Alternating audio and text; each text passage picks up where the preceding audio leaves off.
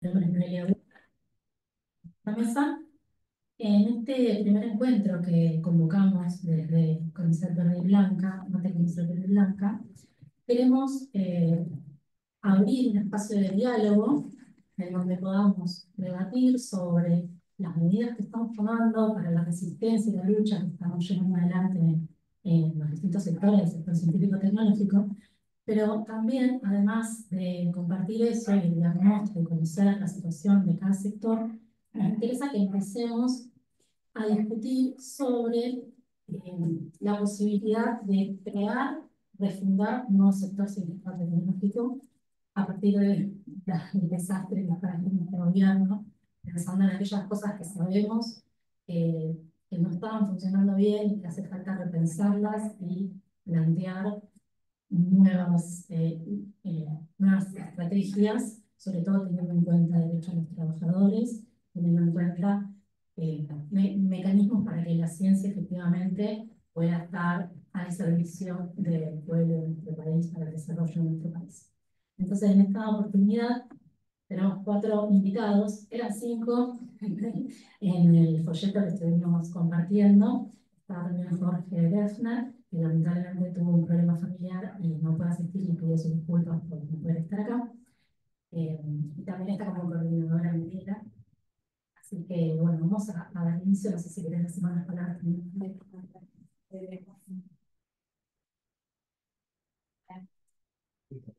A ver, si vamos a decir.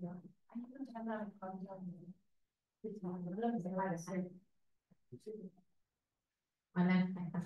Bueno, yo soy Mariela Tomantic, junto con Noé que vamos a estar coordinando. Un poco para sumar a lo que decía Noé, además de hacer una especie de situación de diagnóstico que ya se ha hecho varias oportunidades en distintos organismos y en distintos momentos, cada vez la situación es peor, cada vez hay peores noticias, digamos, y un poco la idea es, como decía Noé, ver qué es lo que va a quedar, que no lo todavía también ocurra, pero un poco la idea de asistir, y ver para volver. Sí, Sí, poquito. hola, ahí está, más cerca, ahí está. Hola, ahí, vamos ya. Ahí está.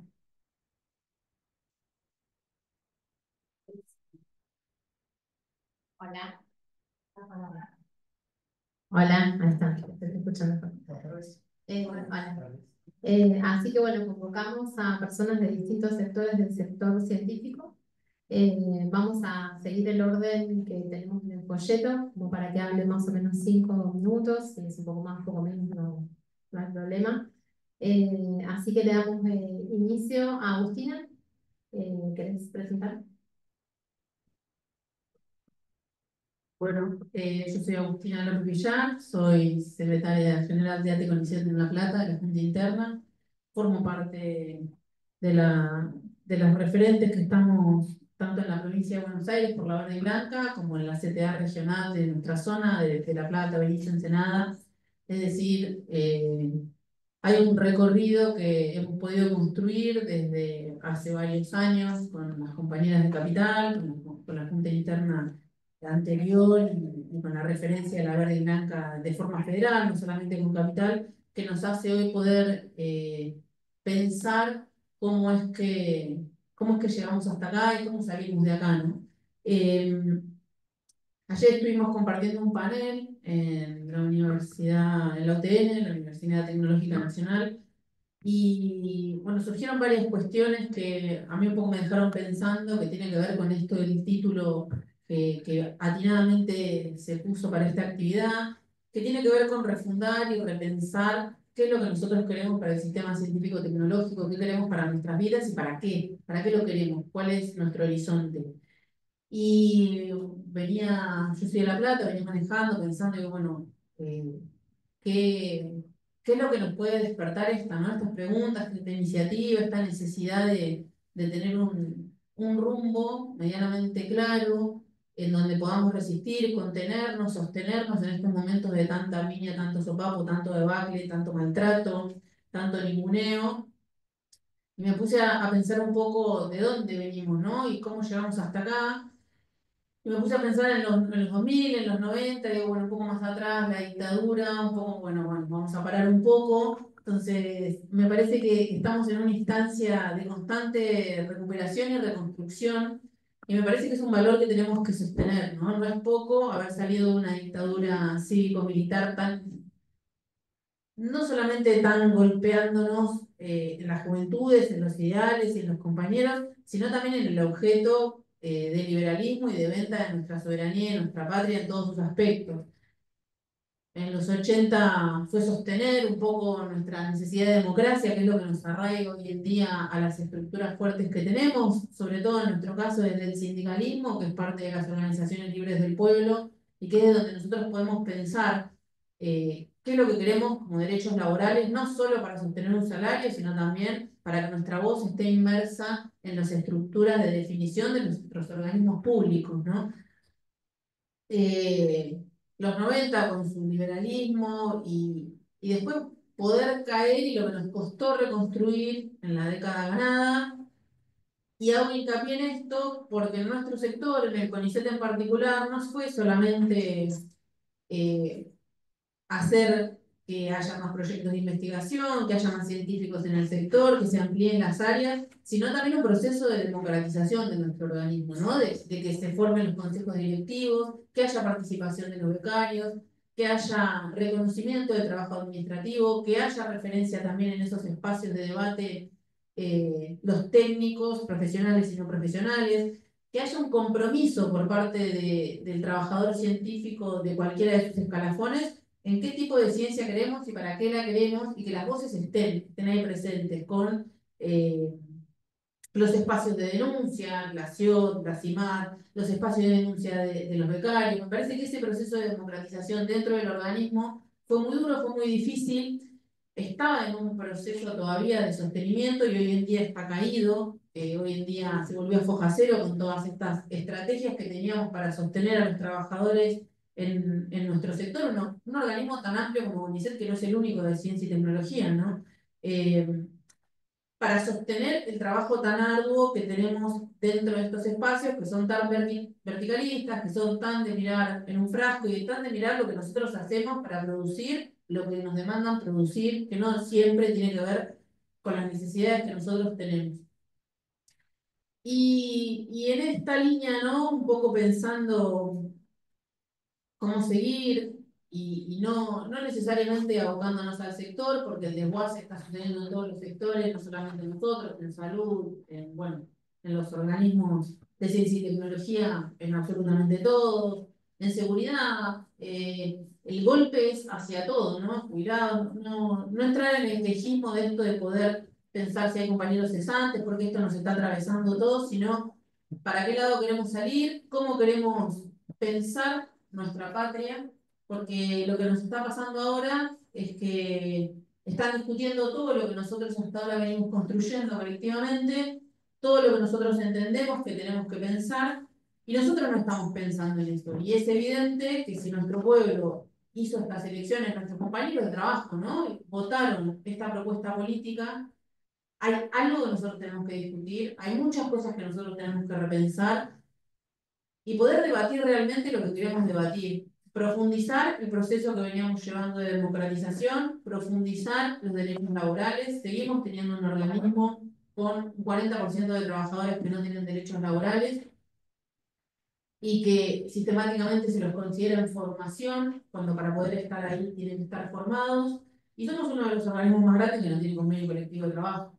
Eh, Queremos profundizar eso, pero también queremos debatir y discutir qué es lo que necesitamos para trabajar dignamente, para tener salarios dignos y para que nuestra producción sea considerada parte fundamental de la producción de nuestra patria, en base a tener laburo, en base a tener una industria y en base a que nosotros podamos definir para qué lado seguir. No tengo mucha intención de escuchar lo que dicen mis compañeros y mis compañeras de panel, las compañeras que están todo el día en la calle.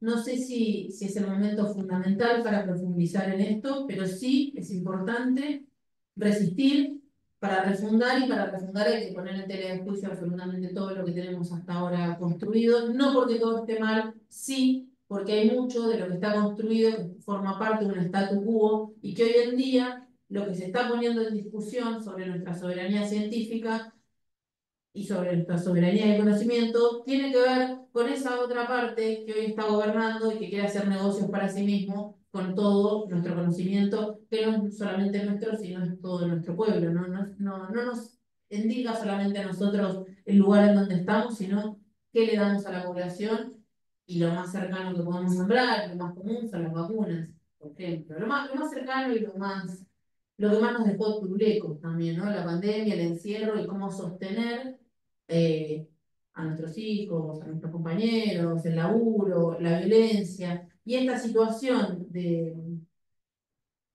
tanto golpe, ¿no? Y de tanto maltrato recrudece y afecta principalmente y me hace tener un paralelismo constante con el feminismo, ¿no? Y con las batallas que nosotras damos. Nosotros no damos batallas pequeñas ni menores, menos como las compañeras en el sindicalismo, como me toca a mí.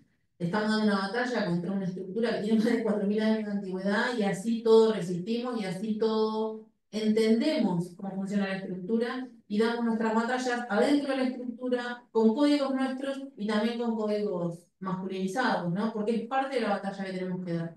Y es lo que nos toca, y no lloramos todo el tiempo, al contrario, nos encontramos en lugares de festejo y de celebración y de contención también, no solamente para nosotras, sino para las diversidades, para los compañeros, porque con los compañeros también debatimos esto, los compañeros también son conscientes, absolutamente no de todo, obviamente, pero sí de mucho, y nos parece que ese es el camino, poder seguir discutiendo, poder seguir construyendo y sobre todo generando lazos en vivo, en directo, sin tantas redes, sin tanta importancia de quién nos sigue o quién no nos sigue, qué publicamos o qué no publicamos, sino el debate constante con nuestros compañeros y compañeras en nuestros lugares de trabajo. Volver a habitar nuestros lugares de trabajo para poder dar estos debates, contenernos y acompañarnos.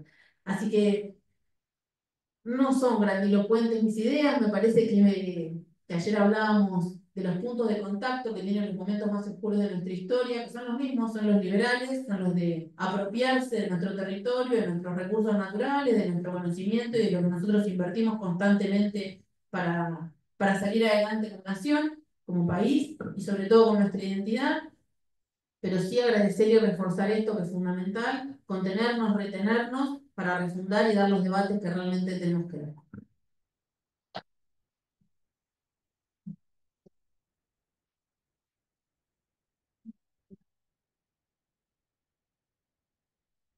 Bueno, yo soy jubilado de INTA, he sido director nacional, me tocó ser director nacional durante el macrismo, como director por concurso unos meses antes de asumir a Macri, así que me tocó dar esa pelea. Y ahora estamos acompañando desde nuestro lugar. La verdad que es difícil, ¿no? Pensar que las cosas que estaban como establecidas, como logros conseguidos y que parecía imposible que volviéramos a discutir lo que estamos discutiendo. Y ya incluso cuando uno veía lo que daban las encuestas en cuanto al prestigio de los investigadores de la sociedad, y de pronto hoy estamos discutiendo a ver, ¿por qué es importante el sistema científico tecnológico para la sociedad cuando se daba por hecho? Y creo que son ciclos, ¿no? A lo largo del tiempo son ciclos muy ligados todos al tema neoliberal. En el caso del INTA, ustedes saben que nació en el 56, nació bajo el flujo de Prebisch, del informe Prebisch, pero con datos concretos del gobierno de Perón en cuanto a la Junta Nacional de Granos, varias experimentaciones, agronomías locales, etcétera, que se habían creado, con la idea de generar un incremento de la productividad en un momento que se había achacado. Y nace con algunas particularidades, algunas de esas están siendo amenazados en forma inédita hoy. Una es que es una institución público-privada, digamos, en cuanto a su conducción, de su gobernanza. Tenemos 10 personas en el Consejo Directivo, 3 son por el Poder Ejecutivo, por el gobierno, digamos, de turno, presidente, el vice y uno más. Hay 2 por la universidad, uno por la Facultad de Agronomía, otro por la Facultad de Veterinaria, que no es lo mismo que decir gobierno, no es lo mismo que decir gobierno, y 5 por el sector productivo más ligado a los grandes productores. No están representados otros actores que deberían estar representados.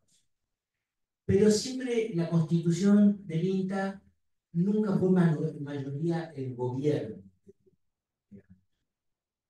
Pero está por serlo, ¿no? Hay una propuesta de que sean cuatro privados, por supuesto de estos sectores, y 4 del gobierno, y se empata el del gobierno, con lo cual, por primera vez en la historia del INTA, esto que el gobierno actual da como un hecho positivo, que son la participación de los privados, etcétera, en realidad toma control del gobierno, por encima de todo eso. El otro tema es la autarquía, la autarquía económica financiera, que en realidad fue en distintos momentos de la historia, la habíamos perdido. La primera vez fue en el 75, luego de la muerte de Perón, un periodo que precedió al gobierno militar y fue bastante oscuro, y en el gobierno militar obviamente fue totalmente intervenido. Hubo otra intervención muy particular, que fue la de López Aguilar en el gobierno del 83, donde se intervino, porque veníamos un proceso, y donde se dio a que la gente eligiera a sus directores de experimentales mediante voto popular, hasta que luego fueran revalidados por concurso. Una cosa muy particular. Y el otro periodo que perdimos la autarquía financiera fue el periodo del Medemato. El otro aspecto característico del INTA es que junta investigación y extensión. Esto es bastante particular, no es muy común. Pero en el mundo, el modelo intiano, cuando se creó, había 2 modelos a seguir. El modelo de las universidades de Estados Unidos, entre el sistema de extensión cooperativo y el sistema de las universidades, y el otro era un modelo francés, el CEPA.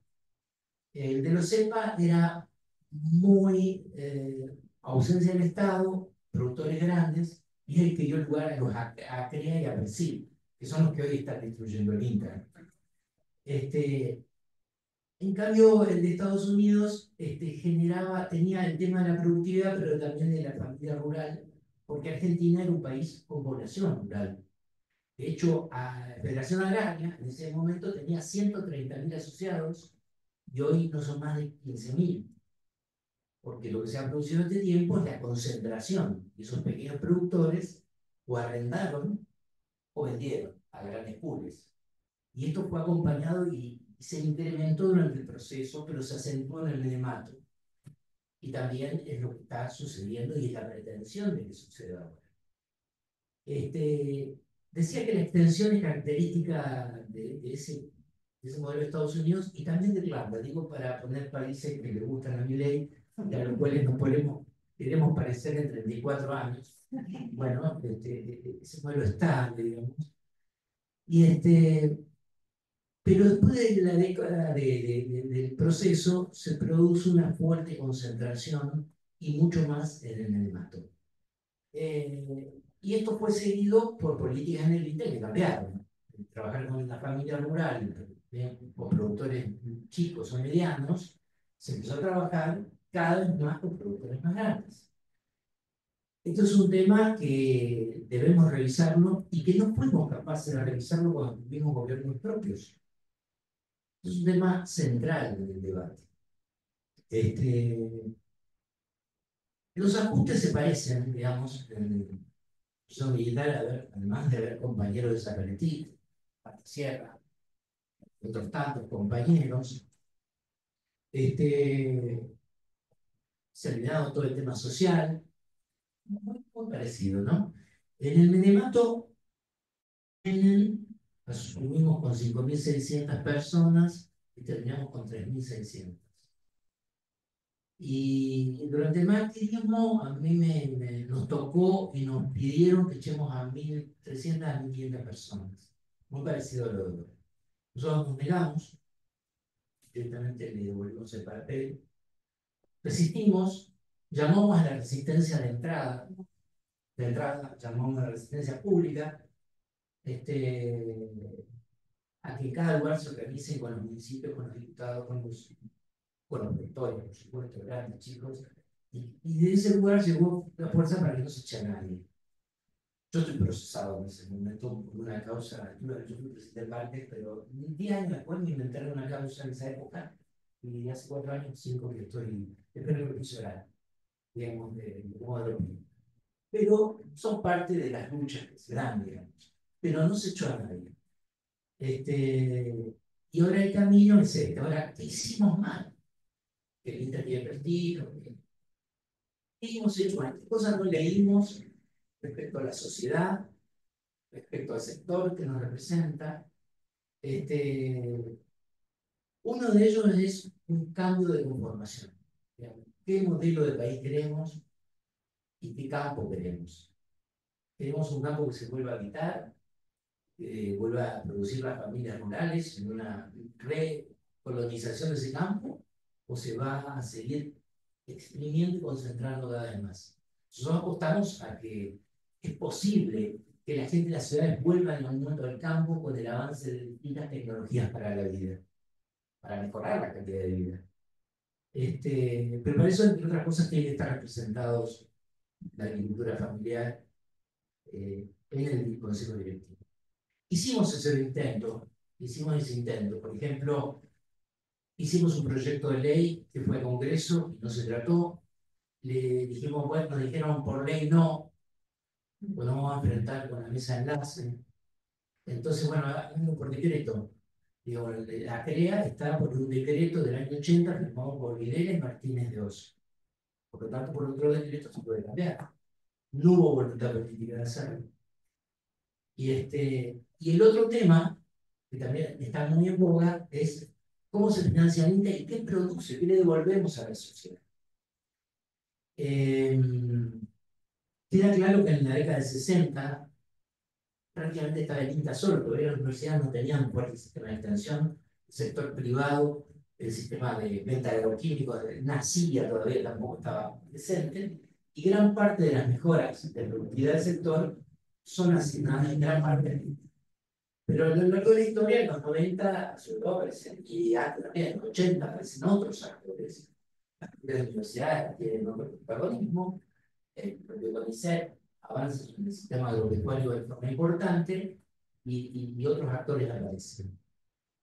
Sin embargo, cuando me tocó ser director nacional y veía el ataque de esta gente, le pedía a gente del Instituto de Economía nuestro, gente que participa como economistas en el SEMA, con Carlos Rodríguez, digamos, a ellos les pedí que me hagan un estudio de la rentabilidad del vino. Y ellos lo hicieron. Y ese estudio lo podemos mostrar y mostrarlo a las actuales autoridades. Para que la gente que está, no sé si a la derecha de Milei, Carlos Rodríguez, no sé si está a la derecha de Milei, pero bueno, acerca, digamos. Nos da que la rentabilidad de la institución, costo-beneficio, o en beneficio sobre el costo, mejor dicho, es como mínimo de 9 a 1. De 9 a 1. Y el tasa interna de retorno está cercana al 14%. Considerando los bienes apropiables por el sector privado. Que una institución, como ustedes saben mejor que yo, produce bienes no apropiables por el sector privado. Bienes apropiables por el sector público. Procesos, mil cosas. Además de los temas sociales.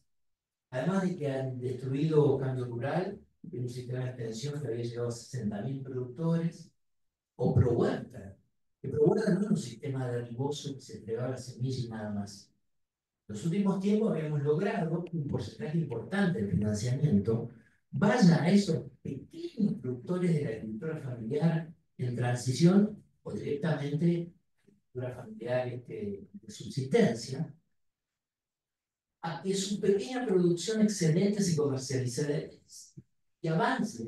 Y han logrado que muchos de esos, con esos proyectos, exportaran, aunque les parecía una cosa imposible. Todo eso fue borrado realmente. Ya en el macrismo borró un cambio rural, no tanto pro huerta, y ahora borraron todo lo que. O sea que, y quieren borrar la extensión, porque en realidad la extensión siempre fue cuestionada por los grandes productores. Los grandes productores de arteria, de cine, etcétera, no necesitan la extensión, tienen su asesor en particular. Y lo que necesitan es un centro de investigación o una estación experimental donde sus asesores abreven y ellos le transmiten. En cambio, el pequeño productor no llega a eso. Estos son los grandes cambios. Pero reitero, nos quedaron cosas pendientes y que creo que la vamos a dejar para lograr.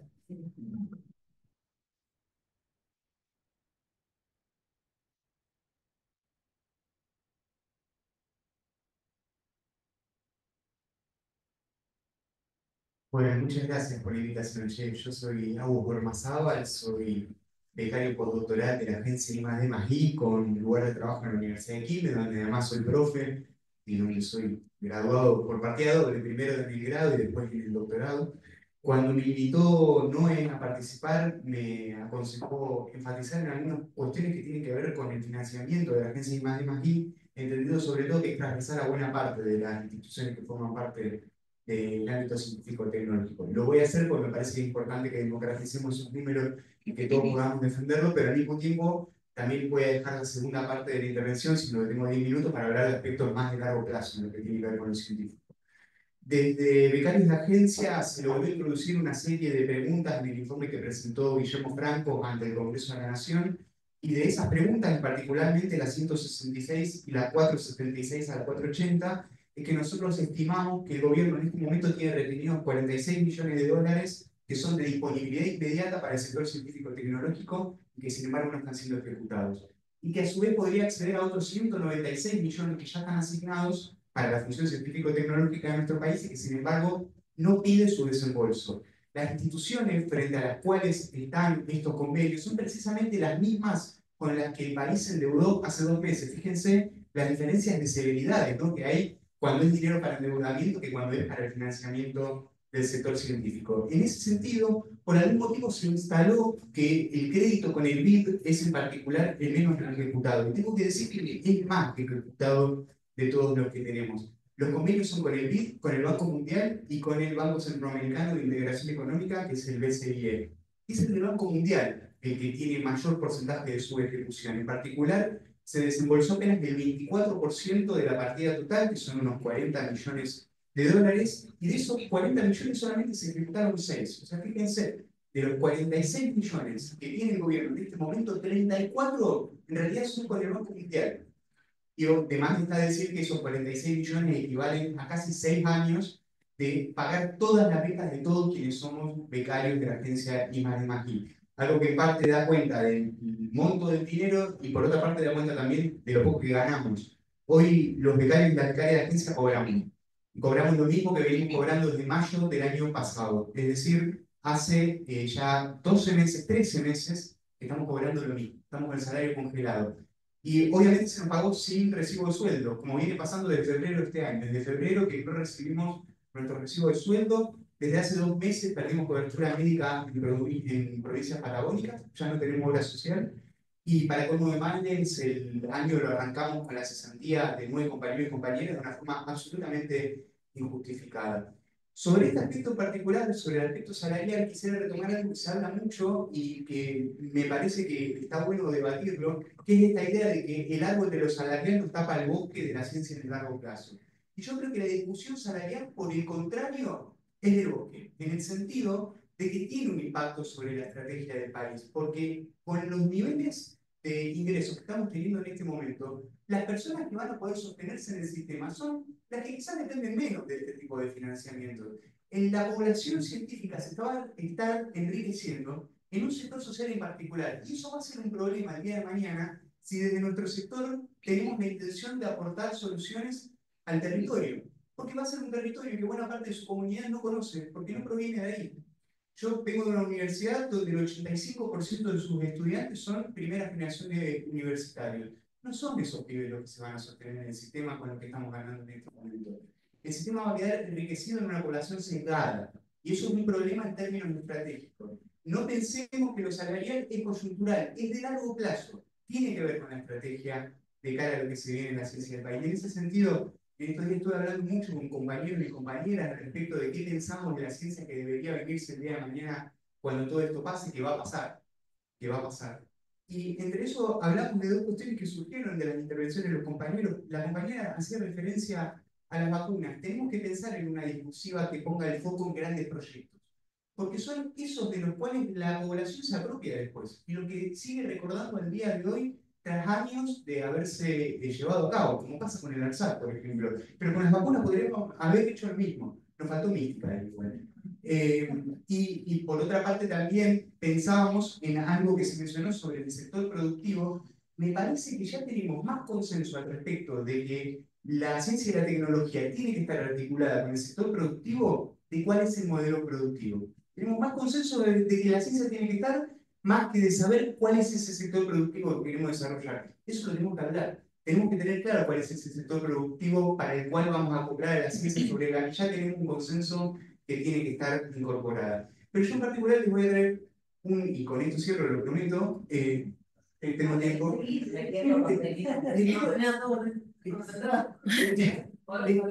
Les quiero proponer un tema para pensar la ciencia de mañana, que no es el más importante, lo elijo por capricho, les confieso eso, lo elijo por capricho, pero que me parece que es relevante en términos de soberanía nacional, que es la cuestión de la evaluación científica. Yo veo que se habla mucho de algunas otras cuestiones, esto del sector productivo y la ciencia, por ahí, cuáles son nuestros hitos a seguir, y que no se habla tanto de la cuestión de la evaluación, que para mí es fundamental, porque por ahí esto está más dirigido a quienes, como yo, provienen del campo de la investigación dentro del ámbito académico. El campo académico, como cualquier otro campo, tiene acumulación de un capital, con la única diferencia de que ese capital que uno acumula dentro del campo solamente se puede utilizar dentro del propio campo, no es que uno va a la panadería y compra un cuarto de chipa con capital académico. Pero ¿para qué te sirve ese capital acumulado? Y justamente porque primero te permite acceder a lugares de evaluación y segundo, en el momento en el que accedes a esos lugares de evaluación podés delimitar qué es o qué no es la buena ciencia. Y eso es una posición clave porque así como existe un capital académico, también existe una moneda de cambio para ese capital, que es el paper. Y vengo a hablar en contra de los papers, porque básicamente les traje acá un gráfico. Fíjense cómo es la distribución de las revistas Q1 por país. Las revistas Q1 y las Q2 son las del grupo 1, que son las que gracias, ¿no? Que son las que nos permiten computar esos papers al momento de la evaluación para acceder a subsidios, para acceder a carreras. El azul es de Estados Unidos, el rojo es Reino Unido. Y fíjense cómo eso a su vez acentúa la tendencia cuando lo vemos por región. El azul es América del Norte y el rojo es Europa occidental. Fíjense cómo nosotros, si lo que vamos a hacer es computar los papers que fueron evaluados en editoriales que están radicadas en estos países, lo que estamos haciendo es tercerizar nuestro sistema de evaluación. Estamos tercerizando la evaluación al criterio de editoriales internacionales que no conocen nuestro territorio y que por lo tanto no entienden tampoco cuál es el impacto que tienen esas publicaciones en nuestro territorio. Y por otra parte, fíjense cómo cambia un poco la tendencia cuando en lugar de ver cuáles son las editoriales, de dónde están radicadas, vemos de dónde provienen los papers que son publicados en esas editoriales. Fíjense que aparece un componente amarillo nuevo que se llama Asia Oriental y que en buena medida responde a la cantidad de publicaciones que tienen en China. Entonces, yo creo que frente al problema de la evaluación tenemos dos opciones. O damos por válido el paper como instrumento de evaluación y decimos, bueno, evidentemente tiene ventajas metodológicas porque lo que tenemos que hacer es computarlo y listo, es mucho más fácil contar que ponerse a leer el paper y evaluar la pertinencia y factibilidad que tiene. En ese caso, quizás el ejemplo de China nos sirve como disparador para pensar que por ahí tenemos que desarrollar una industria editorial científica regional y pensar en que sean editoriales que nos evalúen con conocimiento de cuál es el territorio dentro del cual fueron realizadas las investigaciones. Digo regional porque sé que hubo intentos de tener una editorial nacional respecto a esto y que fue costoso de sostener. Pienso en que la articulación con otros factores regionales que son relevantes para la ciencia, como Brasil y Uruguay, puede ser virtuoso también. O la otra opción es decir, bueno, ¿sabes qué? En nuestro país esos criterios de evaluación no son los nuestros. Nosotros no consideramos el paper como la unidad de medida de la calidad científica o de la pertinencia territorial que tiene. ¿Cuáles son esos otros criterios que usaríamos? Y yo creo que nos vamos a pelear un rato para pensar cuáles son, porque es un motivo de debate profundo. Pero me parece que la evaluación científica es algo que tenemos que expresar en términos de soberanía nacional. Ahora sí, ya para terminar, suelo terminar y ya es un poco redundante que la use tanto la frase, con una frase de Dora Barranco que dice que tenemos que dejar el pesimismo para épocas mejores. La repito mucho porque estoy convencido de que es verdad la frase, pero pienso también que cuando lleguen esos días mejores hay algunos debates que ya tenemos que tener saldados, que no tenemos que perder el tiempo en seguir dándolos una vez que accedamos de nuevo a esos lugares de toma de decisión, que vamos a acceder de nuevo a esos lugares de toma de decisión. Por ejemplo, seguir a esta altura discutiendo si somos o no trabajadores los becarios, y la verdad que no sé cómo será en el contexto de Francia, no sé cómo será en el contexto conceptual de que en realidad se nos paga por estar formándonos, un argumento que a mí siempre me pareció muy flojo porque en cualquier trabajo uno se forma. En el contexto en particular de Argentina, los becarios somos laburantes, tenemos todas las características propias de un trabajador. Obviamente sin los beneficios propios de un asalariado formal, porque no tenemos aguinaldo, no tenemos aportes jubilatorios, no tenemos homologación por paritaria. Ese tipo de debates tienen que estar saldados para ese momento. Y para que cuando ese momento llegue, esos debates estén saldados, es importantísimo que tengamos instancias como las que estamos teniendo ahora. Así que muchísimas gracias por la invitación.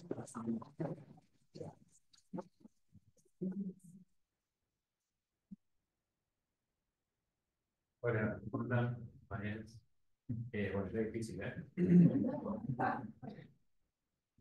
No esperaba que sea yo el que lo diga, dijo él. Un montón de cosas. Quiero arrancar como poniéndole algo de contexto a este gobierno fascista de Milei, digamos. O sea, nosotros hoy, mañana, trabajadores de la Comisión Nacional de Energía Atómica, celebramos el Día de los Trabajadores porque hace 75 años que se fundó la Comisión Nacional de Energía Atómica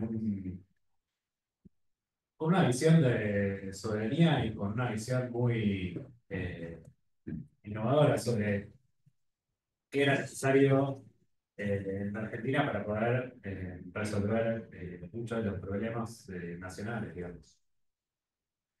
Y Macri dijo hace un tiempo que, bueno, que quería venir a derrumbar esos 70 años de historia poblada por desarrollo tecnológico que hemos llevado adelante miles de trabajadores, trabajadoras, y ahora tenemos a la cabeza del plan nuclear a un señor que se llama Elian Reyes, que salió de nuestro propio sistema científico, digo, como para también poder analizarlo con cabeza crítica sobre salió de Balseiro, y que fue muy conocido, tristemente conocido por haber ido a una apertura en Estados Unidos y dicho que el problema de la Argentina somos los argentinos, digamos. Ayer no embarca. Ayer no embarca. Bueno, ahora nos contás. A mí me parece interesante porque estas dos cosas que la burguesía imperialista es tan clara en decirlo y tan asquerosa, digamos, son conceptos interesantes. Un compañero la otra vez dijo, bueno, sí, está bien. El problema para el imperialismo, digamos, somos los trabajadores. Somos los que nos clavamos cuando quieren desarmar un sistema científico tecnológico, cuando nos quieren rajar, cuando nos oponemos o queremos tener voz a la hora de decidir sobre las cosas que hacer. Entonces, estamos en un momento donde esa extrema claridad que tienen ellos está puesta sobre la mesa y que es importante que nosotros la podamos desmenuzar, discutir con muchos de nuestros compañeros porque hubo muchas frases que ellos usaron para llegar hasta acá. La otra vez repasaba un poco la campaña de Milei del 2023 y era no vamos por tus derechos, vamos por sus beneficios. Y bueno, resulta que ellos vinieron por todo. Somos para ellos un proyecto de colonia, quieren que seamos una municipalidad más del Estado yanqui, como se lo proponen ahora a Canadá, le dicen sumate, ser una estrella más, y tenemos un presidente que quiere ser eso. O sea, él es parte de lo que dicen Make America Great Again. Entonces, en ese plan, Es curioso porque aparece claramente, cuando yo estoy en el Consejo Directivo de Capital, aparece claramente la destrucción de las mejores políticas públicas que ha tenido nuestra nación en los últimos años, con miles de despidos, con humillación a los trabajadores, con estas evaluaciones, con la prohibición de decir palabras, con, qué sé yo, como mujer, por ejemplo, nos contaba una compañera que para el Día de la Mujer tuvieron que cambiar, no podían decir mujer, tenían un problema, o sea, no, tuvieron que decir feliz día a la protagonista, porque no podían decir, o sea, hay como algo muy duro. Y bueno, nosotros estamos con lo de cambio climático, ¿no? Y ahora Rey habla de cambio climático, es medio de. Pero bueno, nosotros eh, pensamos que evidentemente hay que profundizar en una serie de debates y enardecer nuestra lucha hacia estos tipos que vienen a llevarse todo. En la CONEA tiene una historia particular y que tiene que ver con haber puesto al servicio de la nación, sin depender del desarrollo de Estados Unidos. El primer reactor nuclear que se instala en Argentina es el R1, es un reactor chiquito que está en Constituyentes, ese reactor. La primera propuesta fue comprarla ya en mano y la Argentina decidió mandar expertos a averiguar cómo era eso e instalar un reactor nuclear con diseño propio. Desde ahí que nace una idea entre los trabajadores donde hasta los propios yanquis nos dicen que somos como guerrilleros tecnológicos, como que primero desarmamos algo, aprendemos cómo funciona y hacemos uno igual y quizás lo mejoramos y lo hacemos distinto, pero como los japoneses, pero sin los subtítulos así y menos fascistas. Ahora no. Pero aparece como un arraigo entre los trabajadores digamos, de muchos planes que se han hecho para poder desarrollar tecnología propia, no comprar ya en mano, hacer reactores nucleares propios y meterle mucha cabeza a la innovación tecnológica. Eso me parece que es como parte de las mejores tradiciones de, digamos, de nuestros trabajadores y comparto esto como nunca fueron los papers, digamos, nunca fue el centro de investigación en el Reino Unido o lo que decía Estados Unidos, el vector en el cual se reflejaba la Argentina para desarrollar sus propios reactores. O sea, y eso me parece que también hay que pensarlo bien, eso tampoco un aislacionismo, o sea, de no investigar, no compartir, no discutir con el resto del mundo nos lleva a ningún lugar, pero sí nos pone en un lugar, nos puso en un lugar que nos permitió, por ejemplo, terminar atuchados hace poquito o hacer reentubamiento, o sea, hacer toda eh, digamos, hacer toda la central de vuelta al embalse y darle 30 años más de vida, que nosotros decimos que además es un hecho ecológico muy importante porque en vez de desarmar esa central y cerrarla y ver qué hacer con el uranio, logramos extender su vida unos 30 años más. Ahora se está haciendo también en Atuchabu. Esos conceptos de autonomía tecnológica, de soberanía energética, son los que fuimos cultivando, cuidando entre trabajadores y ahora está totalmente en discusión porque el plan de este gobierno es privatizar, desmembrar y entregar la mayoría de nuestras instalaciones nucleares. Está en el contexto de lo que ahora hace un rato le contaba a nuestros compañeros, acá entre compañeros y compañeras, que hay como un reverdecer de la industria nuclear porque, bueno, la intensa guerra comercial que ha desatado Estados Unidos con todas las previsiones, etcétera, ha hecho que, o bueno, con la propia guerra de Ucrania que ha desatado, han hecho que, bueno, muchos países que consumían el gas ruso, por ejemplo, tengan que volver a tomar la energía nuclear como un punto. Estados Unidos, hace unas semanas, Trump acaba de decir que quitaba regulaciones de la autoridad regulatoria nuclear yankee que se llama NRC para poder liberar la producción. Bueno, ellos se plantan en esa corriente derecha para poder avanzar y tienen un discurso sobre el plan nuclear. Es loco que ellos reivindiquen un área central de la Argentina y lo hacen precisamente para poder estar contenidos en esa corriente internacional y poder aportar lo que hace la CONEA, los diferentes desarrollos que quieren hacerlo ya. Están pasando cosas gravísimas. Acá están desarmando, desarticulando el proyecto de reactor modular que se llama Proyecto Karen. Es tremendo porque Argentina ha investigado más de 40 años para poder llevarlo adelante, lo estamos construyendo y ahora ellos presentan una empresa internacional para poder hacer otro SMR, con lo cual la situación es tremenda en la obra y en el proyecto. Y quieren privatizar cada uno de los pedacitos que tenemos. Hay instalaciones muy importantes como la planta industrial de pesada en Neuquén, que ellos la quieren entregar a Canadá.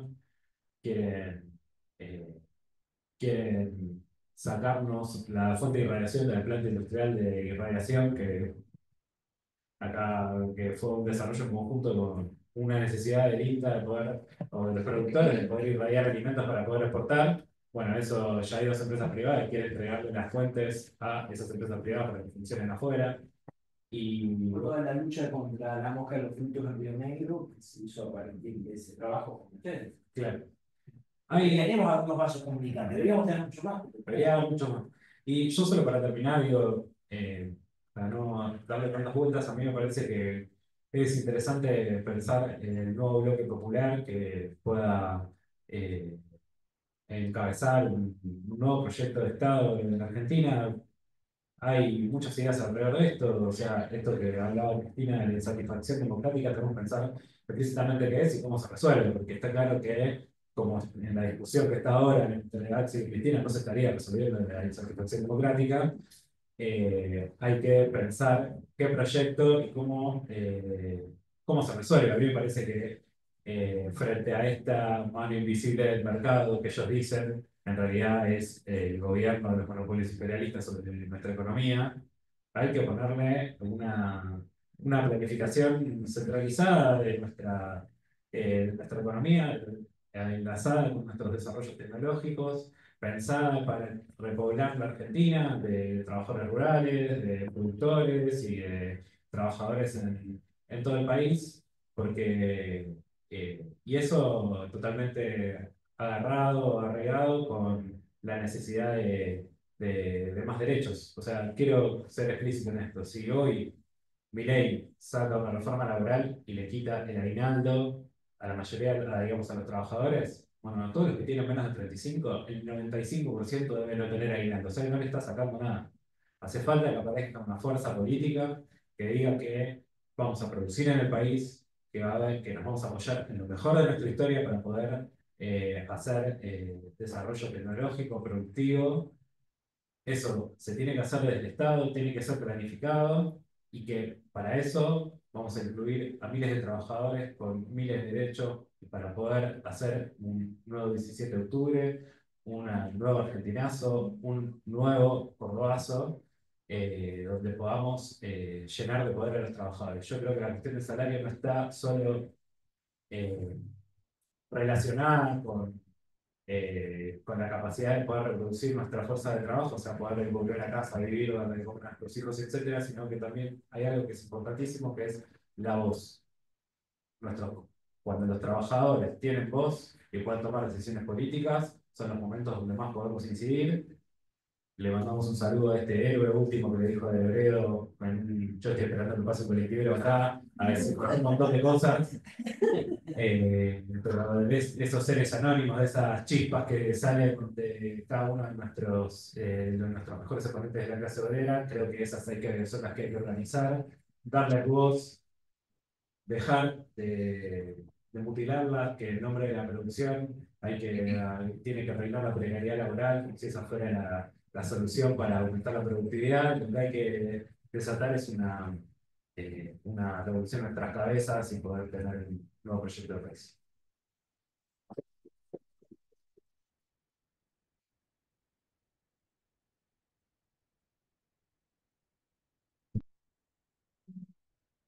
Súper enriquecedor el debate, las exposiciones. ¿Alguien tiene ganas de hablar? Vamos, Ale. Sí, siempre. Sí. Mira que si no levanto. No. Sí. Bueno.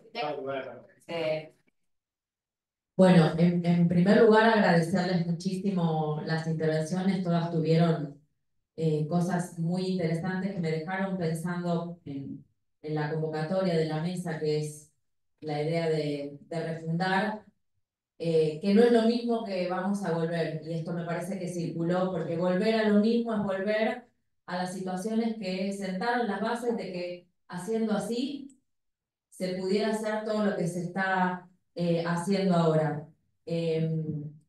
Haciendo una fuerte autocrítica también en el momento en el que hubo gobiernos populares o década ganado, como se quiera decir, donde, por ejemplo, presentamos un proyecto de derechos de becarios que no nos dieron cabida, para decirlo en términos juveniles, eh, pensando, bueno, en los proyectos que se presentaron también. Y también quisiera introducir como un elemento a discutir, por supuesto, lo de la evaluación. Coincido plenamente en el análisis político que hacías vos también, pero que como trabajadores también tenemos que empezar a pensar y mirar muy críticamente qué está pasando hoy con el sindicalismo, porque también estamos experimentando un sindicalismo o formas de organizaciones sindicales tributarias de otras épocas de gloria que no estarían funcionando, porque si ante la arremetida actual que tenemos frente a nuestros derechos no hemos logrado, no sé, acciones un poquitito más contundentes para salir a defendernos y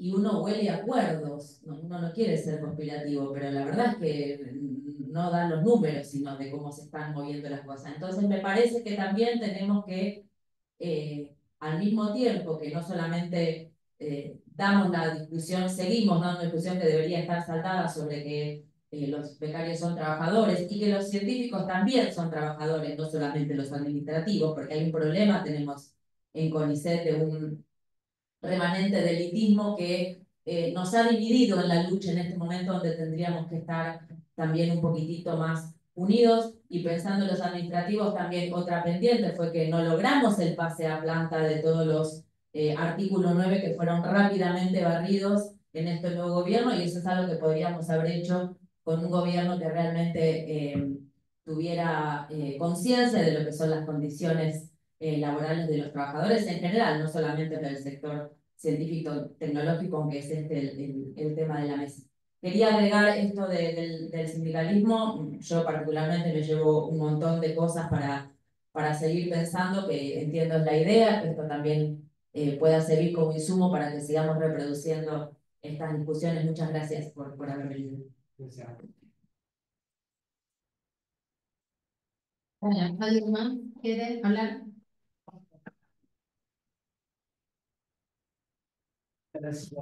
Sí, gracias para hablar. No, primero agradecerles, la verdad que buenísimo, como cuando habíamos pensado en hacer algo así, como empezar a discutir que esto de resistir para refundar, había algo de esto, de todo lo que fueron diciendo, de, bueno, hay que poder pensar en perspectiva, digamos, bueno, cuáles son las ideas que se supone que tienen que ser consenso ya y cuáles son las que hay que ponernos a diseñar también, ¿no?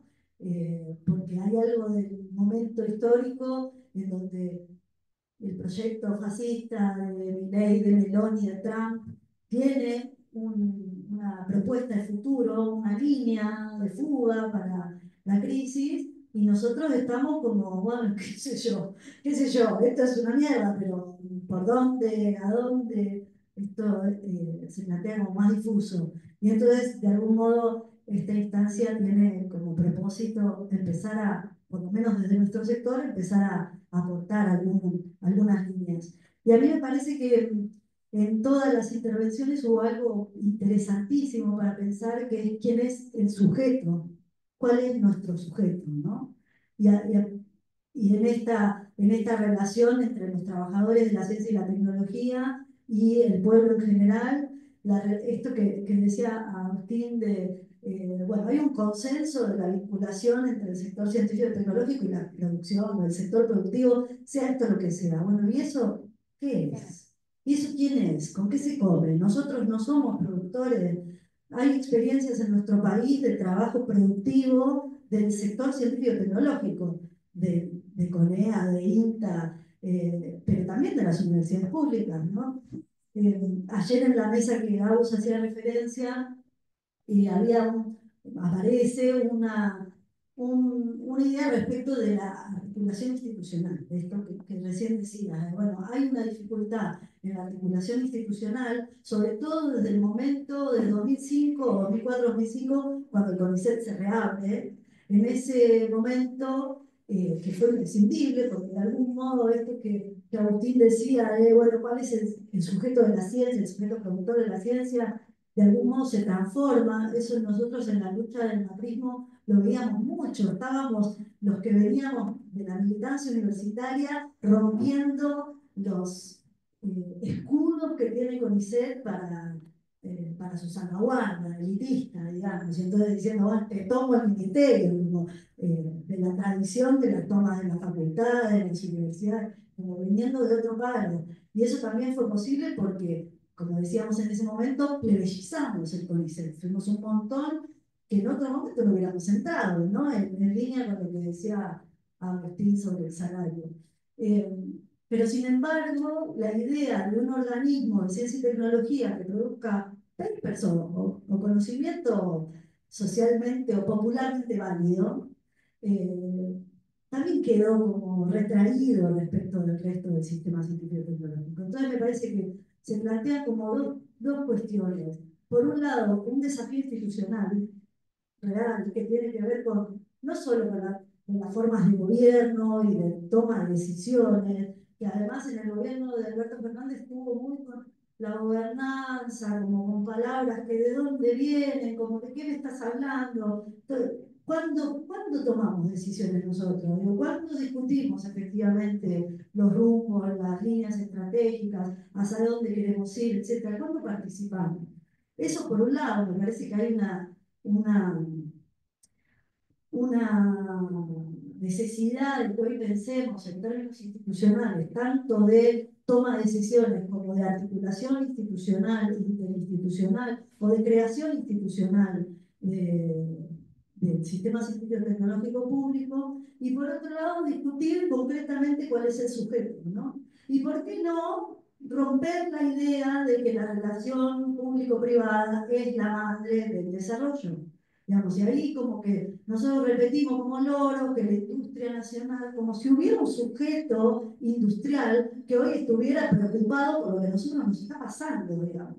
Que además, en el caso del INTA y del campo, es, pero blanco sobre negro, no estamos hablando de grandes corporaciones con intereses imperialistas, con una vocación de colonización de todo lo que toca, digamos, que nada se parece a una relación, que la vinculación público-privada nos va a llevar a ningún buen puerto, ¿no? Y nosotros seguimos repitiendo como loros, a pesar de que las mejores experiencias, las mejores, incluso las que nombramos nosotros acá en la Illinois, con toda la discusión sobre vacunas y producción de medicamentos públicos, bueno, esas son las mejores tradiciones de participación de trabajadores y trabajadoras, de definición y de escalada industrial, efectivamente, de escalamiento industrial, de aquello que decidimos de manera autónoma y soberana, ¿no?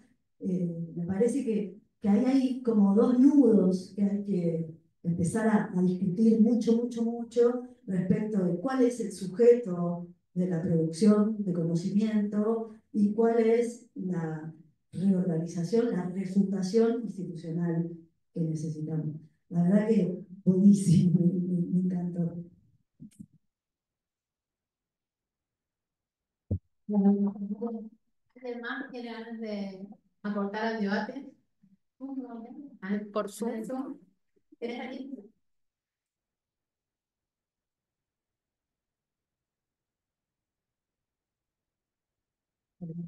Bueno, súper lindas todas las intervenciones, me anoté un par de cositas. Primero lo que dijo el compañero respecto a que esta ciencia va a ser más elitista de lo que da respecto al acceso a la educación y a quienes hacemos investigación. Quiero agregar también que quienes nos sostenemos y no venimos de familias o de lugares donde nos pueden mantener, estamos haciendo malabares entre muchos trabajos para poder dar a fin de mes. Y eso también deteriora nuestra calidad de vida y qué le podemos entregar al sistema científico tecnológico. Porque estamos agotados todos y todas, y eso también influye. O sea, quienes quedamos que no tenemos respaldo, tenemos 3 laburos, que van un poco con la lucha de Garrahan, que hablaban en radio, que según el gobierno es porque van a poner control biométrico y no cumple la gente el horario. La gente no cumple el horario porque la mayoría de mis amigos y mis amigas residentes no tienen solo el trabajo de residente porque no pueden llegar a fin de mes y mantener una familia con ese salario. O sea, no es, el salario me parece que es central, o sea, como si, no es un problema de cumplir o no. Es un problema de que uno se parte en 3 laburos mínimo para juntar un salario con el que pueda tener la vida que quiere. Y eso tampoco me parece mal. Así que bueno, gracias por decirme el salario porque me parece importante. Por otro lado, también creo que todos estos años han llevado a un deterioro de los lugares de trabajo que también influyen en nuestros ánimos. Por ejemplo, en mi lugar de trabajo no hubo papel higiénico, lo compramos entre nosotros.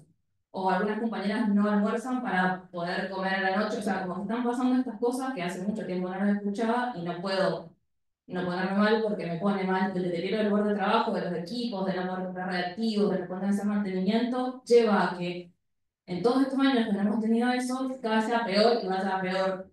Y me parece que también es un punto importante para tener en cuenta lo que decía del presupuesto.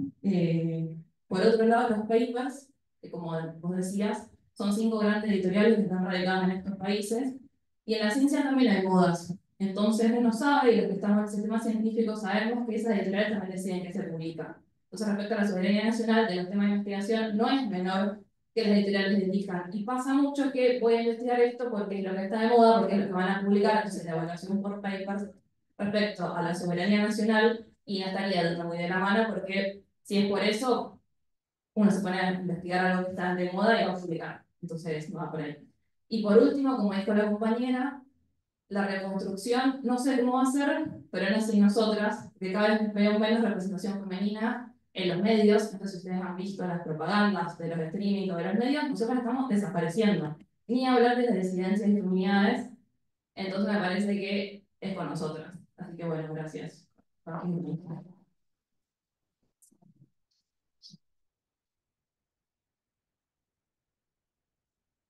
Bueno, ¿alguien quiere decir algo más? ¿No vamos cerrando? Bueno, yo quiero decir algo más. Hay mucho para decir, pero hay una cosa que cuando yo entré al INTA, mi pregunta fue, ¿para quién investigo? Y eso es algo que me persiguió todo este tiempo y que tengo una respuesta ahora que ellos sí saben para quién que quieren que investiguemos. O sea, ellos lo tienen muy claro eso. Quieren que investiguemos para 5 personas que manejan el país. Y todo lo que se describió acá se va a grabar mucho más, la concentración de tierras, la concentración de riquezas. Lo que mencionaba Agustín, yo me acuerdo que cuando entré como becaria de CONICET, en el 2003, no, pero entré en el 2007, pero primero faltaba una generación, que es la generación del 90, no estaba. Y segundo, la gente que estaba en la cátedra donde yo hice el doctorado era gente de clase alta. O sea, era gente que se podía mantener por otros medios. Entonces, todo lo que va a quedar, lo que podamos resistir de acá, va a ser todo lo que dijeron elevado a la enésima potencia. Entonces, cuando volvamos, cuando podamos volver, primero tenemos que estar nosotras, como dijo recién la compañera, porque además somos las más afectadas con la crisis, siempre. Segundo, los trabajadores y las trabajadoras somos quienes cuidamos la soberanía nacional, la soberanía alimenticia, digo, todas estas cosas que estamos debatiendo acá, las cuidamos nosotros y nosotras. Entonces nosotros tenemos que estar en la toma de decisiones cuando volvamos, cuando esto pase, cuando resistamos esta nieve tóxica, que es todo lo que estuvimos mencionando acá, por si alguien no tiene un poder de abstracción suficiente. Digo, me parece que son cosas que tenemos que tener en claro cuando podamos volver a tomar decisiones. O sea, ¿para quién investigamos? ¿Para quién trabajamos? Es fundamental. Es una pregunta fundamental. Y después, respecto de, bueno, del salario, bueno, ya quedó saldado. Y con el tema de los papers, además de eso es un monopolio, porque vos no solamente pagás para acceder, sino que más pagás para publicar. O sea, hay mucho para hablar ahí.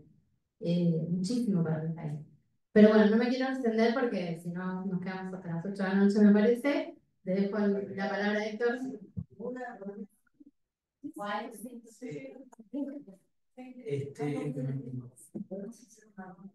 ¿Para quién investigamos? Bueno, yo creo que el país nos va a quedar, y al cual tengo que preguntar qué es lo que va a quedar para que va a ser un país de mayor pobreza, de mayor desigualdad, de más hambre, de poco trabajo, y como siempre, también, con muchas más necesidades de dólares para X cosas. Para pagar la deuda, pero también para un crecimiento del país necesitamos exportación, necesitamos mercado interno, necesitamos cubrir necesariamente la deuda interna. Ese es el país que vamos a tener que hacer.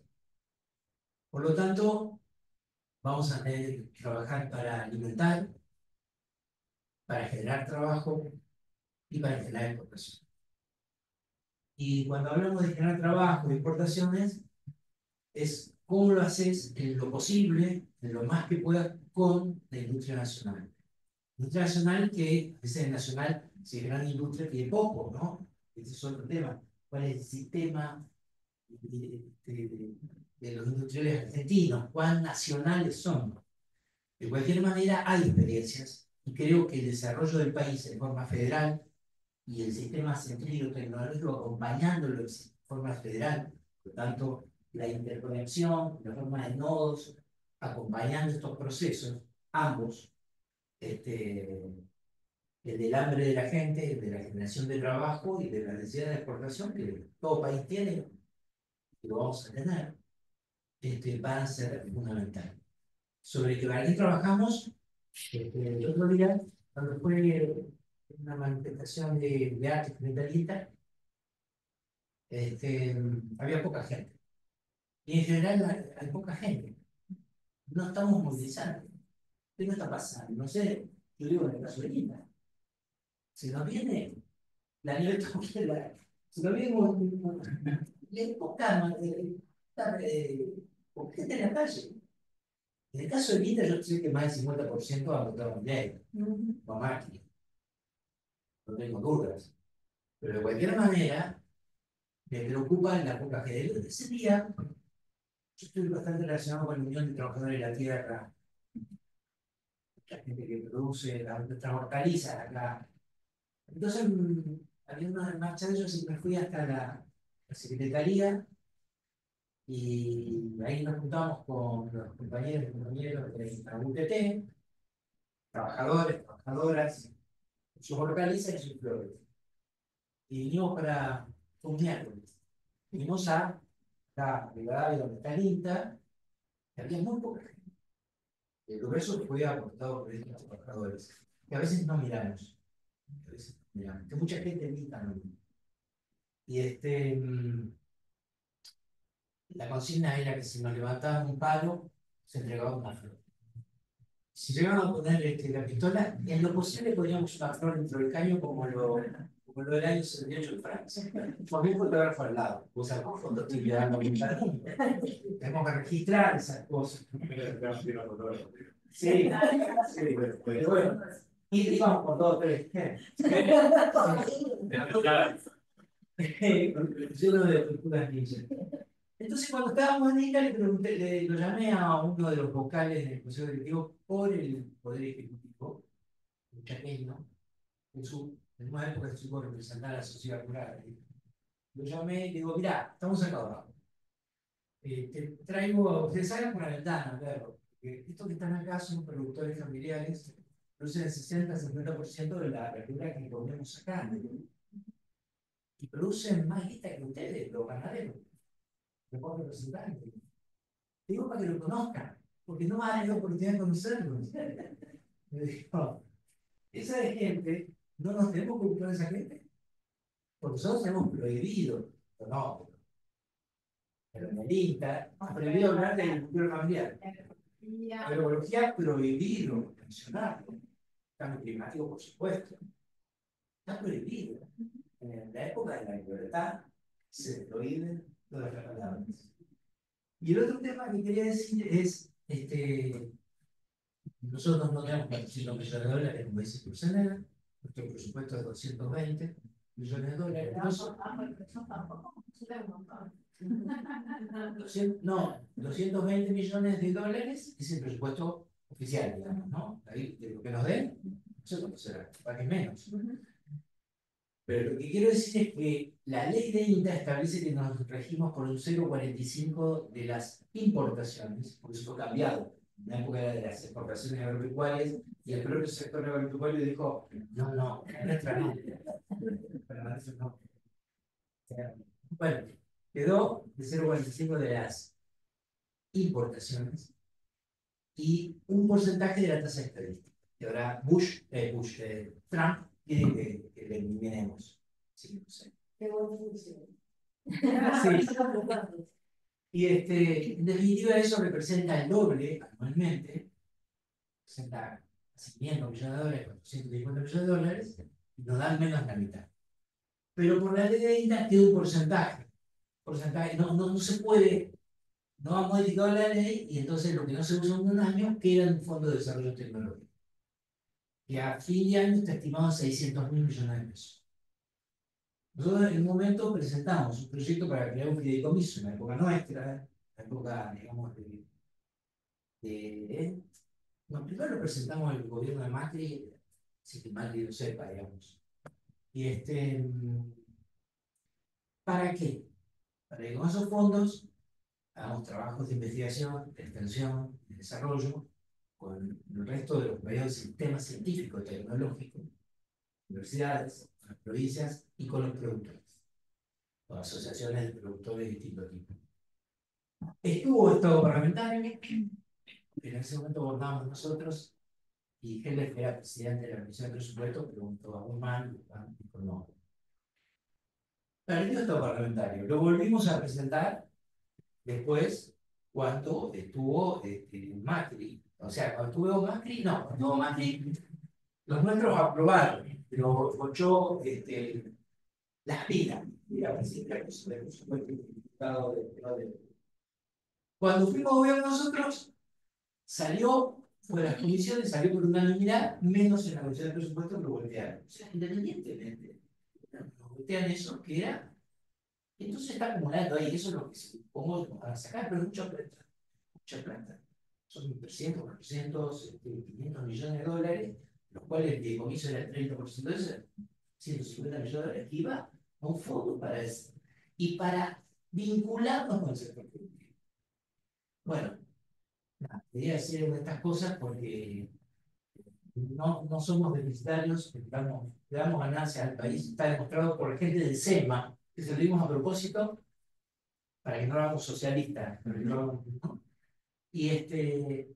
Pero me preocupa la apatía que veo en nuestras instituciones, por lo menos en el INTA. No están saliendo a la calle todos los compañeros que deberían salir. Quizás sea tarde. Por supuesto que hay una visualización, ese proceso de concentración de la agricultura, llevado por muchos convencidos de eso, y no que deberíamos trabajar también con la agricultura familiar. Ese debate está presente, pero es algo que nos preocupa y que debemos romper para ese futuro que para mí va a tener el eje de recomponer el tejido social, el hambre, el trabajo y también la exportación.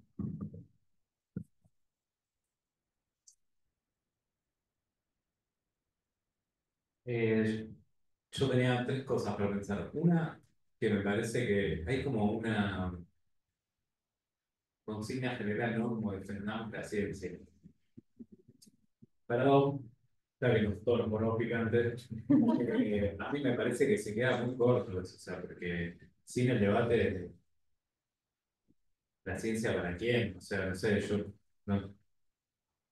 me obligan a hablar de Che Guevara, pero la ciencia puede ser usada para oprimir a los pueblos o para liberarlas, digamos. O sea, no hay una defensa de esa corporatividad, me parece que en general los trabajadores nos aísla y que estaría bueno como tarea pensar en esa frase para debatirla entre compañeros y compañeras, no matando a nadie, digo, pero o sea, para poder mejorar nuestra conexión en las luchas con el resto del pueblo, digamos, ¿no? Como decía él, con qué proyectos pensamos refundar una, una nueva patria, digamos. Eh, con lo que decía Nuria, en relación a quiénes son, qué es la, o sea, me parece un problema muy de época, o sea, quiénes son, quién es la Policía Nacional en Boca, este chip, son los de Siderca que están que apagaron el horno por primera vez en la historia de la Argentina desde hace millones de años. ¿Quiénes son? Son los Pampa Energía, ¿quiénes son? O sea, ¿dónde están? A la vez, que me parece como cuestión de época, lo que viene apareciendo es un proceso de hacer, digamos, donde los productos de nuestras universidades, los que tienen capacidad de tomar decisiones en la producción, los que pueden, los ingenieros químicos, los físicos, los antropólogos, todos los que participamos en la producción, cada vez somos más asalariados. Entonces, ¿por qué no pensar en un sistema que rompa con esa idea de que solamente alguien que tiene guita va a poder tomar decisiones sobre nuestra patria? ¿No fue Perón el que hizo una YPF estatal, la primera empresa vertebrada de arriba abajo con miles de trabajadores? ¿Por qué no podemos pensar en que miles de asalariados, miles de los frutos de nuestras universidades urbanas del interior del país son los que tienen que tomar las decisiones sobre la producción? Me parece que hoy vale la pena ponerlo sobre la mesa. Me parece que la palabra producción, que a veces queda como, no sé, como si hubiera ciencia y producción. O sea, hay una dicotomía ahí que no existe. O sea, no, ¿a dónde la estamos viendo? Nosotros servimos al gran sistema productor. O sea, no, me parece que hay algo que hay que como que sacarse de la cabeza. Nosotros pensamos que lo que hacemos, investigamos, tiene que terminar siendo un reactor nuclear y esa energía se tiene que usar para que el 60% de las personas que hoy consumen la energía de Argentina lo hacen con leña. Necesitamos una Argentina que pueda producir, que no tenga que cocinar, o sea, no hay red de gas en el norte, chicos, o sea, no, hay que, ¿quiénes son los interesados? ¿Qué, algún Mequián? ¿Quién es el interesado? No sé, en que haya, que le llegue vas a las universidades del norte o refundar Altos Hornos Zapla en Jujuy. No existe. O sea, si no existe, no le pongamos más fichas a algo que no está. O sea, tengamos que en un momento es como que, bueno, hay que crecer y hacerse cargo. Y el problema que tenemos es que el individualismo reinante que hay, todo el mundo está pensando un poco en cómo zafa frente a esta situación, a ver si pasa algo y algún gran iluminado no, no, no, nos ayuda. No sé, eso no va a existir, los Reyes no existen, somos nosotros. Y lo último, en relación a la representación, solamente voy a decir que estoy acá porque mi secretaria general, Carolina Comar, está en el médico y me dijo que venga acá a hablar con ustedes.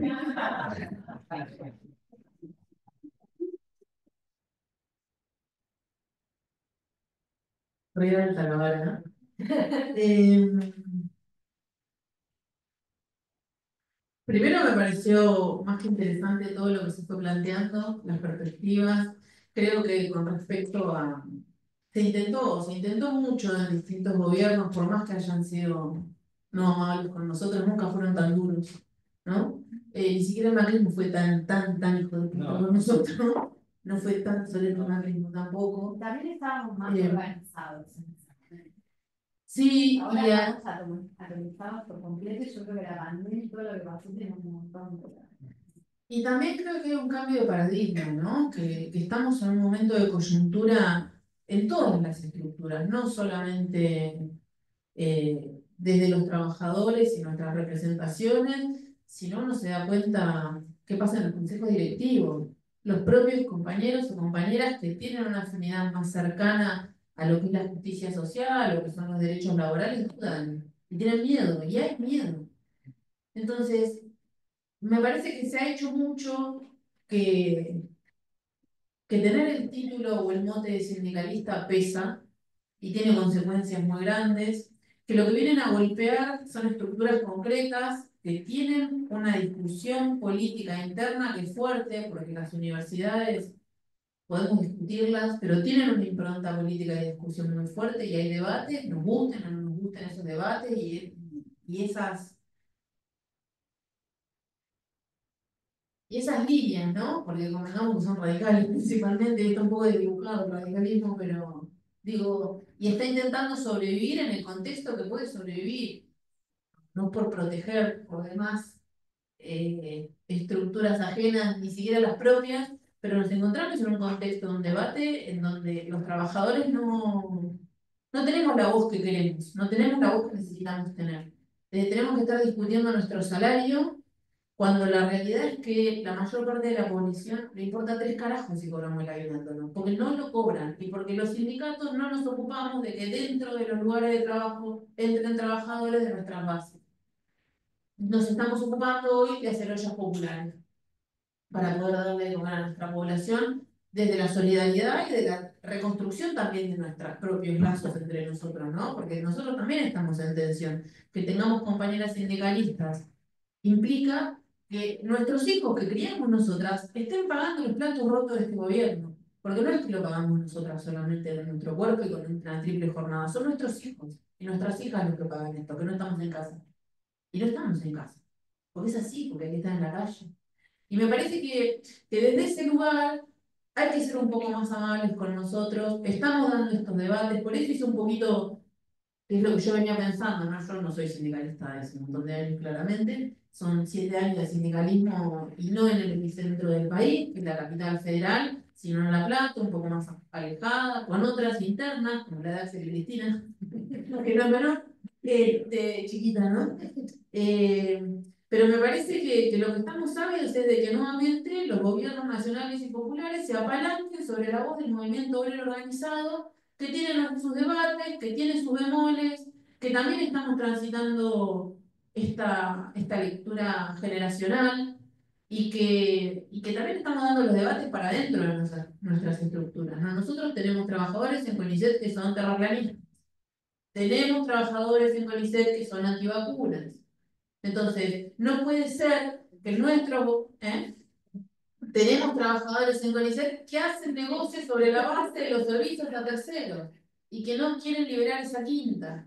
Entonces, cuando a nosotros nos dicen la casta, nosotros nos ponemos a mirar quién es nuestra casta dentro de nuestro sector. Y no es la mayoría del sector. Y no es la mayoría de la población estatal la que no va a laburar. Y no es la mayoría de la población estatal que no produce. Somos sí la mayoría los que estamos con pluriempleo, somos sí la mayoría que queremos estar en nuestros lugares de trabajo, somos sí la mayoría los que ponemos plata para el papel higiénico, los que ponemos plata para los regalos. Entonces, entendemos que hay algo que hay que reconstruir, entendemos que nuestros compatriotas nos miran como qué privilegio tenés saliendo, ¿sí? Toma, no es tanto ir a rendir un examen, ¿no? Claro, no es tanto rendir un examen. Claramente no era tanto porque lo aprobamos, pero no tenemos por qué pasar por esa humillación, los trabajadores, que nos formamos solos, que nos capacitamos solos y que tendemos redes con otros sectores cuando las situaciones de violencia dentro de los propios lugares de trabajo se acrecientan. Buscamos nosotros solo la vuelta de cómo seguir produciendo y conteniendo y dejando algo, que es la trascendencia, que no tiene que ver con el bien personal, es la trascendencia. Es la importancia de esto, desarmar la puerta de la heladera, porque lo hacen en un instituto de CONICET y también lo hace un trabajador en su casa para ver cómo mierda funciona, aunque te sobren 2 tornillos, después lo va a hacer mejor. Porque esa es la voluntad que tenemos y me pareció re interesante esto de que no, nosotros lo queremos hacer. Está todo bien, pero también sabemos que nuestro sector ahora está reivindicando la agenda woke o sartén, como decíamos nosotros, y estos debates se están dando, ¿no? Y nosotros tenemos que dar ese debate para acá adentro. Para nosotros es importante el Estado para que llegue a todo nuestro pueblo, para nosotros es importante la presencia de enfermeros que se reciban de enfermeros, y ya lo estamos viendo en la universidad. Mi sobrina se recibió y todas las pibitas que se recibieron son clase media alta. Todos en camioneta 4x4. Los que se reciben, que son del campo nacional y popular, del territorio, de los barrios, son enfermeros, son enfermeros. Y otra cosa que me parece que es fundamental respecto del conocimiento es entender la producción no solamente, porque por ahí yo zanjo, ¿no? Debates como el salario, y no porque estén saldados, sino porque, no sé, en la provincia de Buenos Aires las auxiliares de educación cobran 500 lucas y terminan rotas. O sea, cuando uno ve una amplitud de laburos, es muy difícil hablar de lo que a nosotros nos compete como trabajadores, sin menospreciar ninguna de las cosas que son fundamentales, ¿no? Yo no soy profesional, soy bachiller y cuido gatos a domicilio para llegar a fin de mes. O sea, cada uno tiene la changa que tiene y como puede, pero es importante pensar en la educación de nuestros pibes. Nuestros pibes están en la calle y no están debatiendo estas cosas. Si a nuestros pibes hoy les parece interesante un proyecto que solo putea y patea una mesa, como es mi ley, es porque en la escuela no le están enseñando lo que necesitan saber los pibes, que es cómo carajo funciona el movimiento obrero organizado desde su base. Y tiene que ver con eso. Nuestra identidad no es solamente Sarmiento. Y eso es una discusión que tenemos que dar en, transversalmente, porque también odiamos a las fuerzas de seguridad, pero también sabemos que gran parte de nuestras revoluciones fueron parte de militares, de patriotas, que no todas las fuerzas de seguridad son una mierda y que hay que laburar sobre eso también. Porque si nosotros discutimos, como lo decimos en la provincia, discutís un policía, discutís a la compañera que es docente. Estás golpeando el centro de la estabilidad de una familia y que son las dos patas más fuertes que hoy están en disputa y en disputa económica, no es solamente disputa de identidad, sino económica. La educación es un negocio, laburar para lo que quieren 3 o 4 personas es un negocio, y nosotros queremos un lugar en los directorios.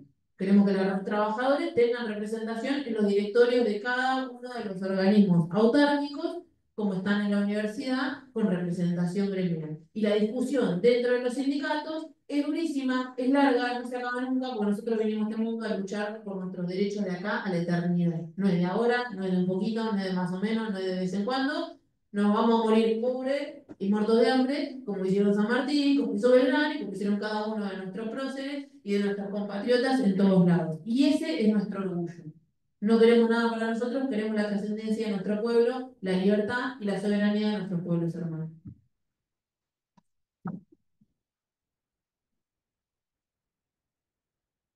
Che, qué bueno esto de pasar por segunda vez, porque vos decís las cosas y me olvido, que son siempre un montón, un montón. Me quedó una cosa pendiente respecto a los fondos, que es que en la respuesta de Franco, en un momento el tipo dice, se están haciendo los desembolsos regulares que normalmente se venían haciendo. Lo cual es sospechoso porque pareciera que no, pero asumamos por un momento que sí. Si efectivamente todos los meses se manda la misma partida, pero desde diciembre del año pasado tuvimos 15% de evaluación, ese equivalente de pesos es mayor. Y si de hecho tenemos menos becas en este momento de las que teníamos en ese momento, también bajaron el costo. Ojo, ¿qué pasa con esa diferencia entonces? Si hay más guita de peso y hay menos costo, ¿la diferencia dónde está quedando? Lo dejo planteado como pregunta, pero me parece importante mencionarlo. Y pues ni hablar, dependiendo de los reglamentos operativos, por ejemplo, ya que lo pregunta la compañía, el artículo 4, inciso A a C del reglamento operativo que tiene el BID con Argentina establece que hay 4 cuentas bancarias posibles.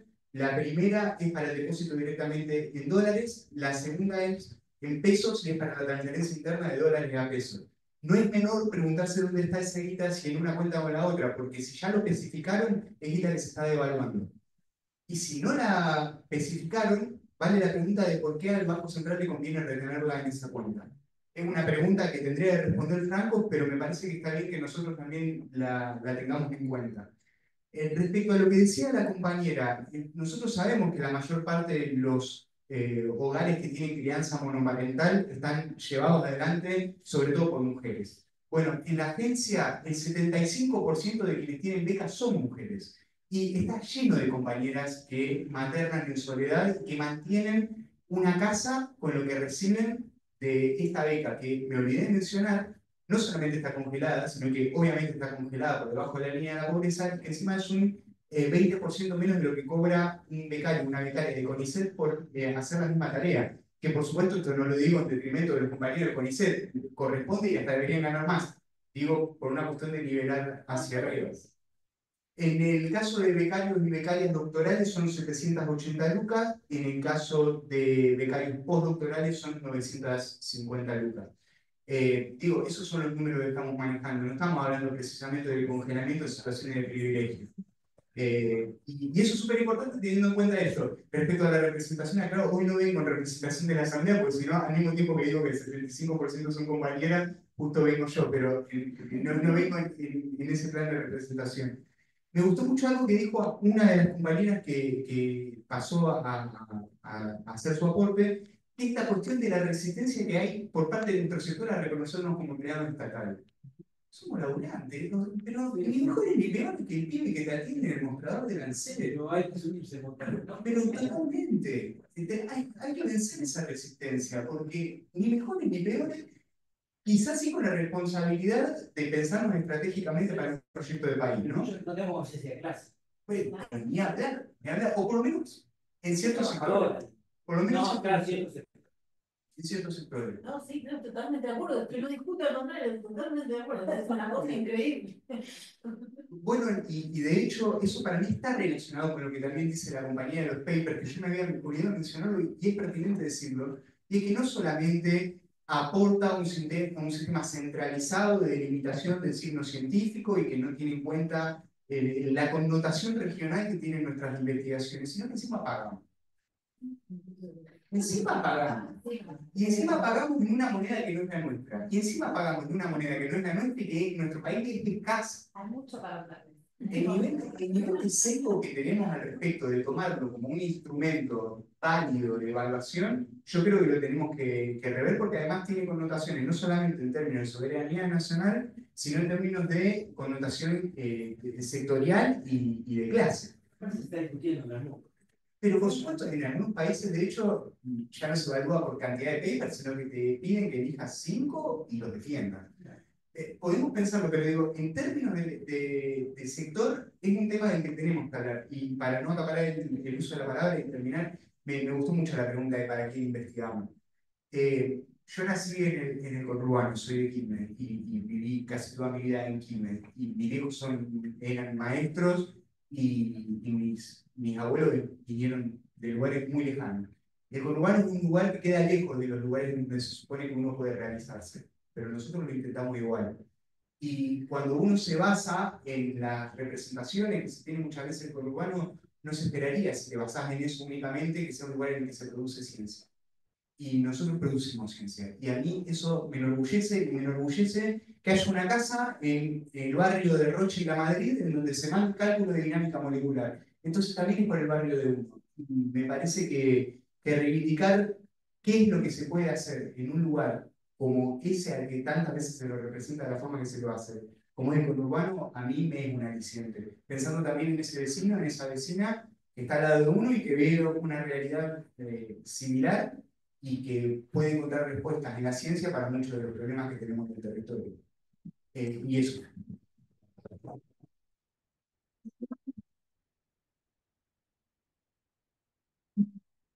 Creo que vamos a llevar un cierre.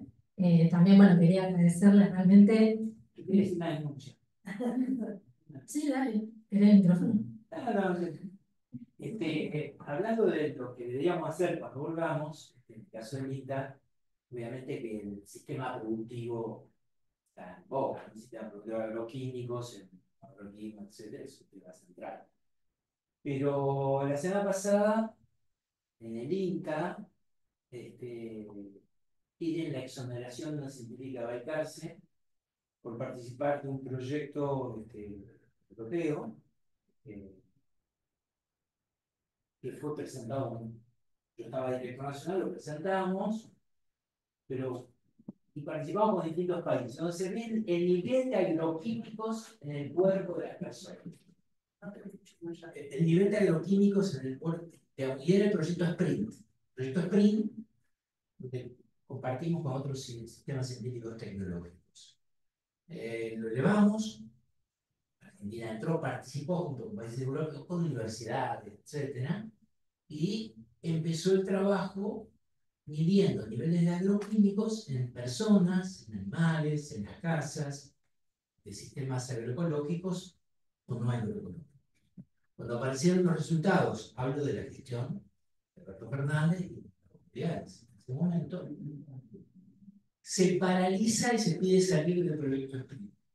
Lo que eso significa, porque no le gustaron los resultados. traducen los objetivos y puede hacer que sean ciertos algunos errores, algunos temas, pero que no invalidan los resultados. El proyecto Asprin a nivel internacional salió y están los resultados de lo que pasa en Holanda, en Alemania, en distintos lugares y en Argentina, publicados en el mundo. La semana pasada acaban de pedir la exoneración de ese investigador. Pero el tema lo hace este gobierno, pero empezó con el empate. Ya. Los resultados son que están, tanto los sistemas agroecológicos como los no agroecológicos, tenemos mucha presencia en sangre y los agroecológicos menos, pero también. Y en función que vivas en el campo, el polvo de las casas, donde los bebés gatean, si están cerca de los campos, es altísima. Y no sabemos el efecto acumulado de estos agroquímicos, cosa que se planteaban. Bueno, todo eso fue cuestionado por presiones de arriba en nuestro gobierno, y ahora realmente el gobierno está chocho, así sea. Y claramente tenemos que elegir nuestro referente político. Sí. No, como que. No lo digas, Cristina, no te ves bien. No. Eso estamos todos de acuerdo con eso.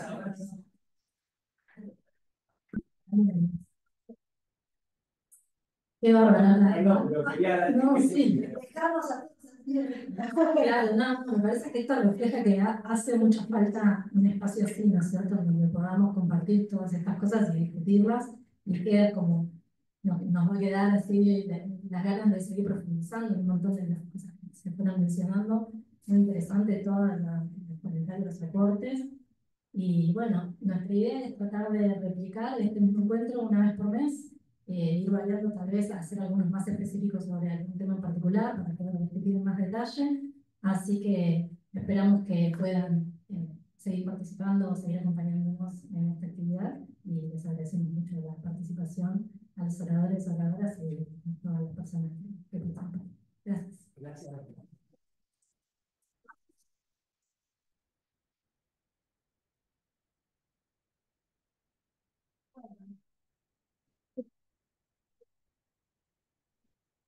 Gracias. Por ustedes.